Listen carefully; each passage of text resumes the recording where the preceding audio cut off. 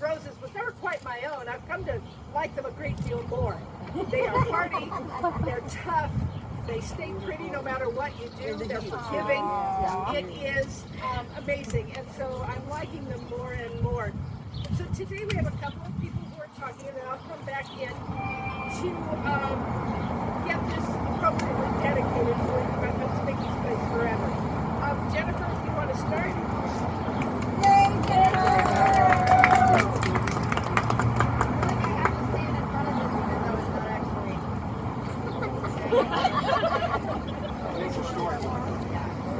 Well, you know, if I had to pick a metaphor for Mickey, I'm a big lover of metaphors. If I were going to pick a metaphor for Mickey, it would be an electron. Hear me out. I started volunteering with the Historical Society in 2013, and Mickey was here, and I stopped in one day, and she sat me down and had me fill out paperwork, and I realized pretty early on that I had no choice in the matter anymore, and this is for where I was going to be. Mickey Gallivan had taken me under her wing, and that's where I was going to stay. And I would frequently get calls from people who were looking for Mickey because Mickey did everything that there was to do in the city, so there were always people looking for her, and they would say, "Is Mickey here?" And like an electron, I could make a probability statement that, like, theoretically, yes, she is in the building. Will I be able to catch her? Right? She always kept me on my toes. I would have to chase her through the building. She was always going and going and going. And I think if there's a single experience that we can all relate to with Mickey, it's having to try to keep up. Another metaphor that I really like is the metaphor of the garden. I think that a garden is a place where we can feel relaxed and at home. And I have to say that the Gallivans have been like family to me since I started here.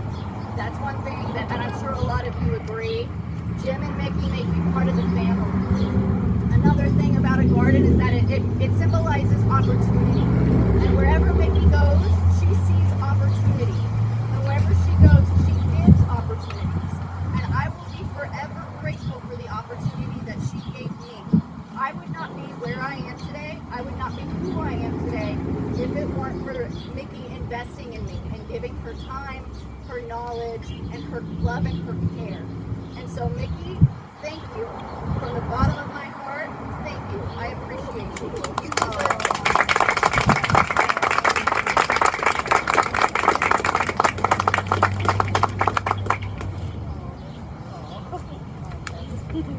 Thank you, everyone.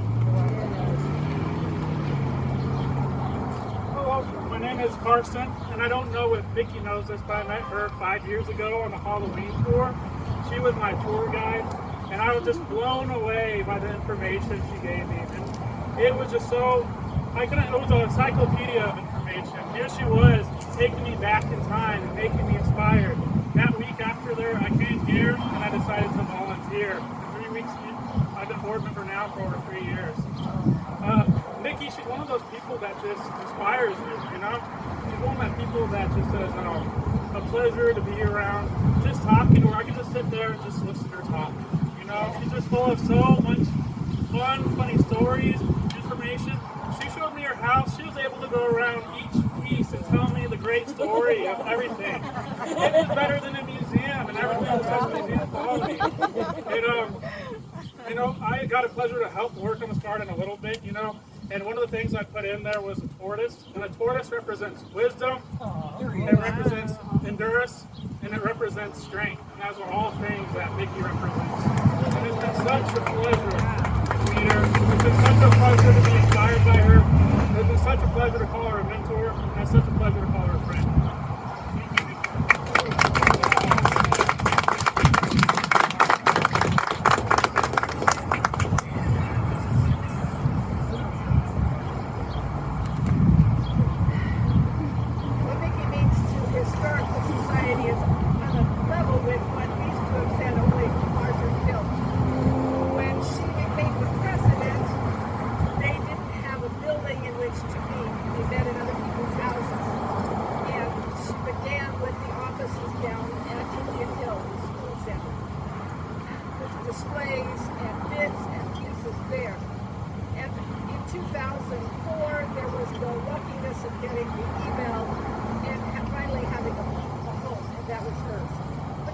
also responsible for the remodeling and the work on the Phillips to bring it back to the 91 place.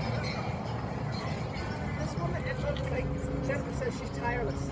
And what she's built has this incredible longevity, and she is in many respects, this building. And all of the things that we have. And so this Rose Garden is meant to say thank you for those long years, just being president from 1999 to 2017. She is the 21st century for the Historic Society. She was involved in the 70s on. Between her and her predecessor, Beth Page, they represent the second half of the 20th century and get their feet well into the 21st. That's amazing for a small organization like this. They've made sure it survives with all the energy and the hard work and everything else that goes with it. So we really a great fit. It's not even a question. For a moment, I'd like to talk about the roses.